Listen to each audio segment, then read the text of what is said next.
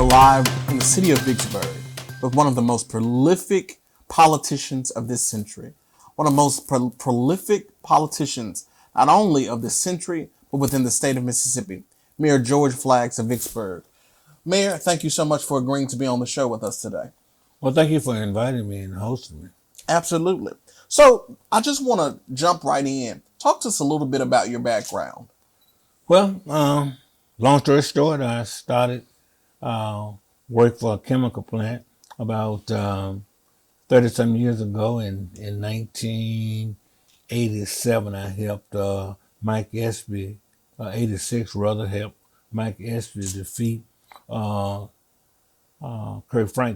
Franklin, and then I worked this county as one of his volunteers, and the community came together and drafted me and asked me would I run for state representative. So I ran for state representative and I won, being the first black or African American to win this seat. About 3 or 4 others had run, and they came up short, and I was able to win. And it was after the one man, one vote concept by Henry Kersey. So went to the legislature for 26 years. I was chairman of banking and finance. I was chairman of corrections, chairman of juvenile justice. I was on the appropriations committee and the legislative budget committee, and had a lot of input into the legislative process. I got to a point where I thought that I needed to do something different. So I actually retired to be a consultant.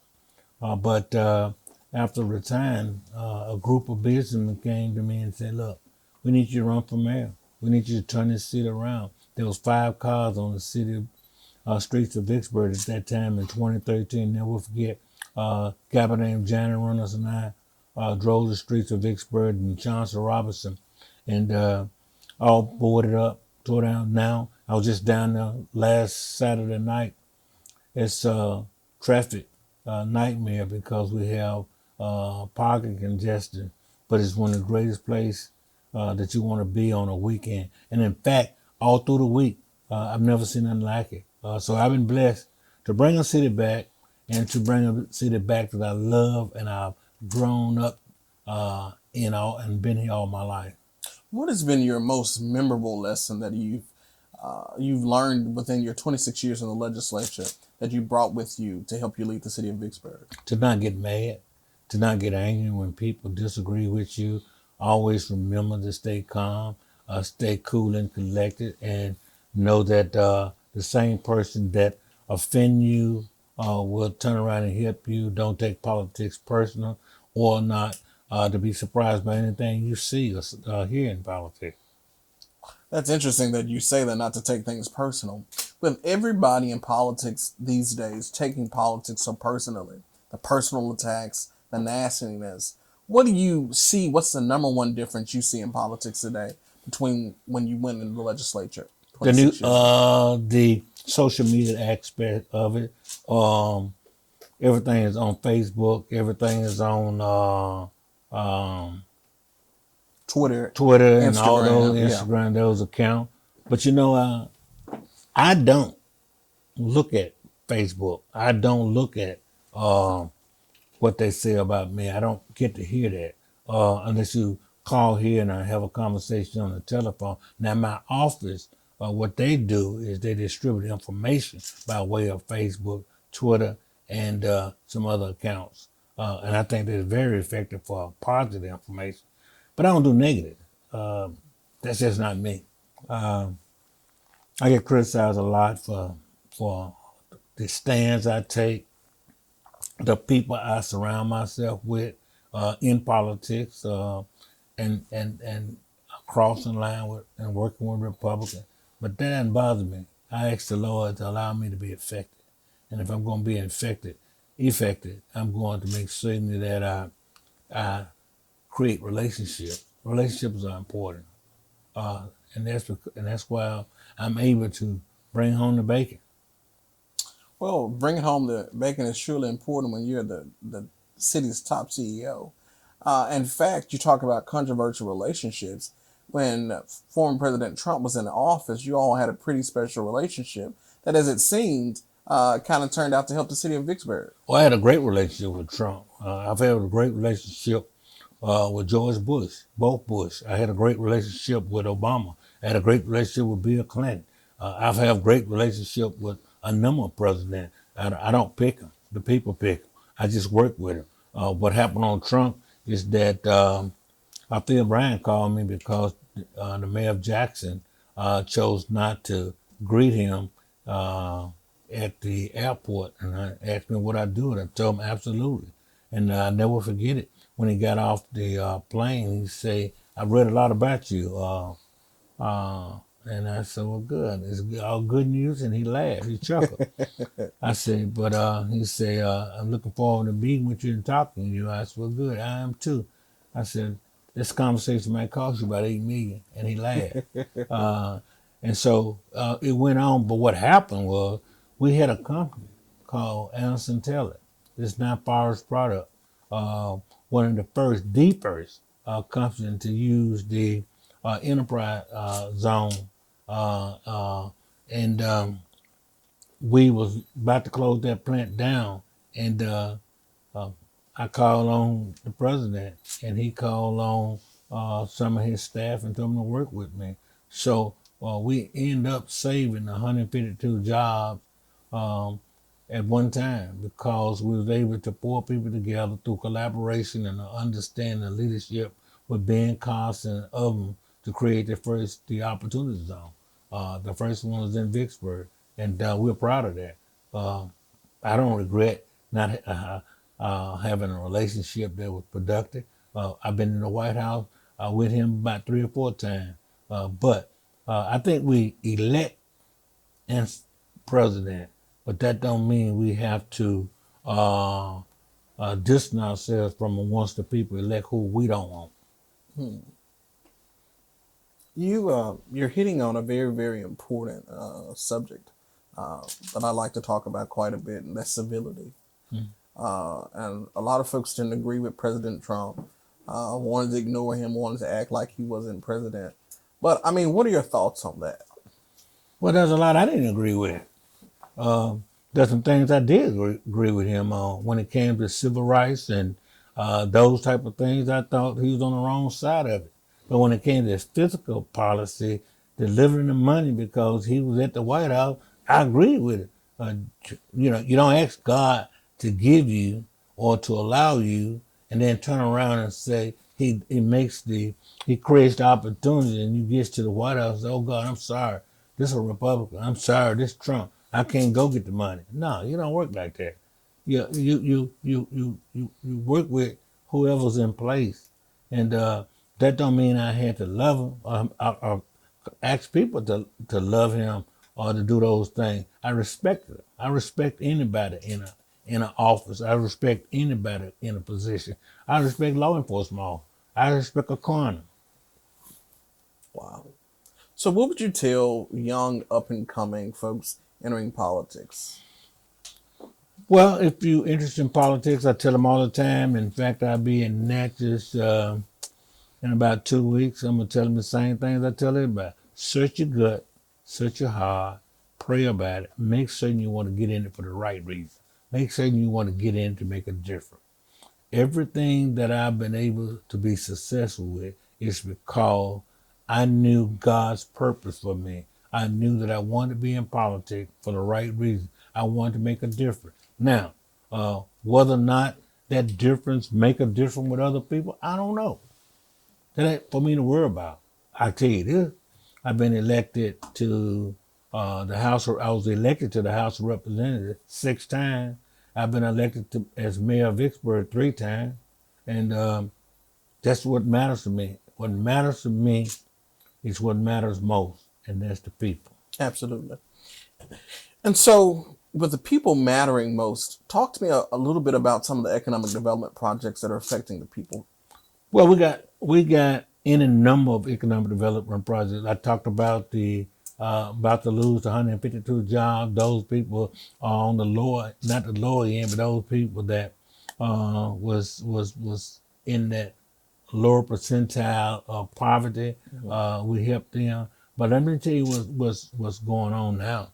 There's a couple projects. One is that we're about to, within the next 4 or 5 years, we're going to have another Amtrak passenger train coming here, stopping here, which I believe that's going to be the shot in the arm for the urban area, for the inner city. Then you got down what we call the Thad Cochran's M City, which is a technology transformation system and program. We're about 65 to 7% up now. When we get it 100%, we're gonna have all the colleges and universities, all the community colleges. We got them collaborating, working together. And what it does is that it creates and it creates and it analyzes technology. So I hear you talking about colleges and universities. One of the issues that we face in Mississippi is what's called brain drain, or the leaving of talented folks who graduate from college. What do you think some of the solutions to brain drain is? Well, first of all, it's a generational thing. It's not here to stay. Back in the early 60s and 70s, people left to go to Detroit and other areas for the auto industry.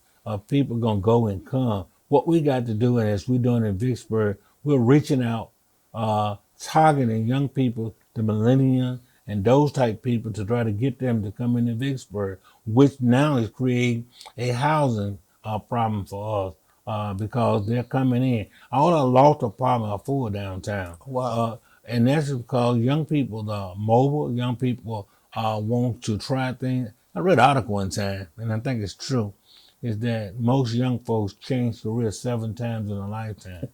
But if that's the case, we want to be here for that one chance they change, or that twice they change in a lifetime. But what we have to do in this state is do what we did with the flag.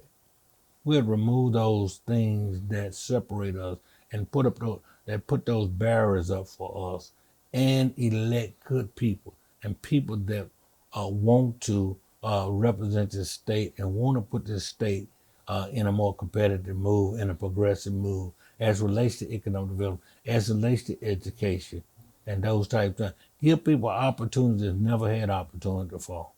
We got everything we need in this state to compete with any state in this country. We just have to apply it. And so I hear you say that one of the things you mentioned is that the lost downtown are full. So is it safe to say that you'd be looking for some housing developers anytime soon? Absolutely. And in fact, I'm reaching out now to housing developers. I talked this morning about the 3 challenges that got to create 3 opportunities in this city: crime and crime reduction, the trash and trash delivery, and the collection of it, and thirdly, housing.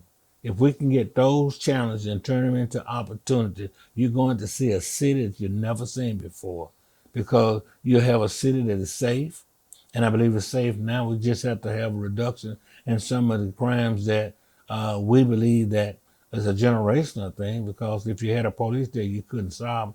If Johnny gonna kill Mary, Johnny's gonna kill Mary some kind of way. If Mary gonna kill Johnny, vice versa. So what we had to do is to teach love and teach understanding, get back into the family thing. Second, on the trash pickup, I believe we're about 80% where we changed the policy where we can only pick up 1 can twice a week, and we're gonna be able to do that and do it very effective. In fact, I got a Q&A tonight on that.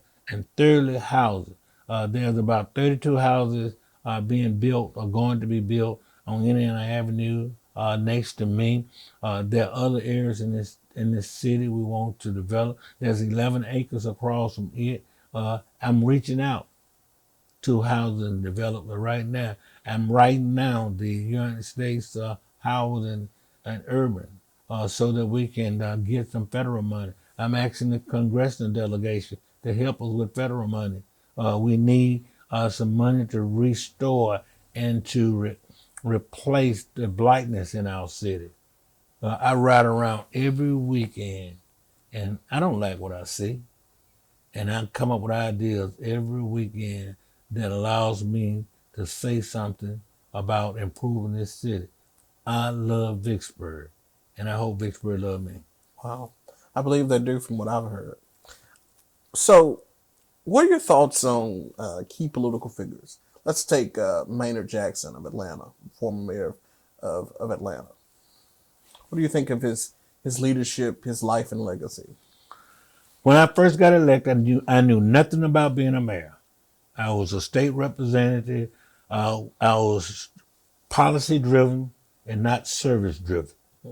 The first 3 books that I picked up and I ordered and picked up was Maynard Jackson, Ed Bradley, and Coleman in Detroit. I read all 3 of those books. The most unique thing that about Maynard, I like his managerial style. I like the way he led as a leader. And you know, the thing about Maynard is Maynard was able to pull in people like Shirley Franklin, Andrew Young, and others, and train them to be what they are today. Maynard was very prosperous and effective in downtown development. That's the reason why I was able to go downtown and bring it back by saying we're in business to stay in business. And tax is your enemy. We're not going to tax you. We'll incentivize you. If you invest in downtown, we give you 7 years free of abatement. It's called abatement, free of taxes, sales tax on your property. We did some of that, and it just started coming together. A guy by the name of Tim Campbell came out of California. I went to California. He started looking at Vicksburg, started developing.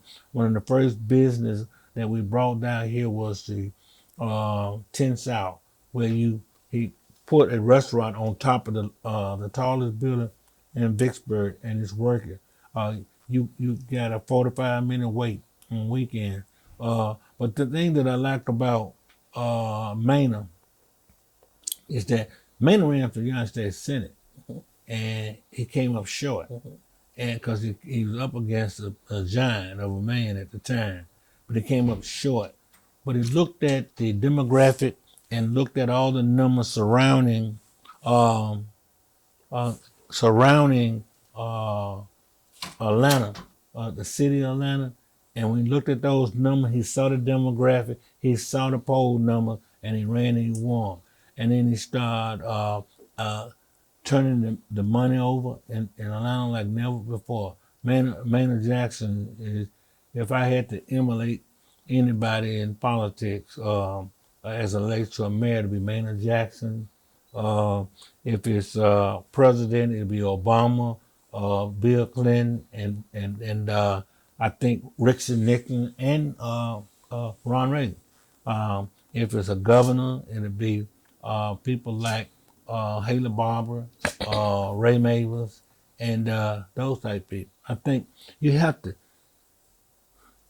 The thing that makes politics work the better when you try to create a pathway that nobody else has walked before. That's one. The other thing is that you look at it in a simpler term. My motto: keep it simple, make it look easy. Well, on that note, thank you so much, Mayor, for joining us today. We're so glad to be here with Mayor George Flaggs, such a prolific politician and man in person here on our show. Thank you so much. Stay tuned for more. Thank you, sir. Appreciate you. Thank you, sir.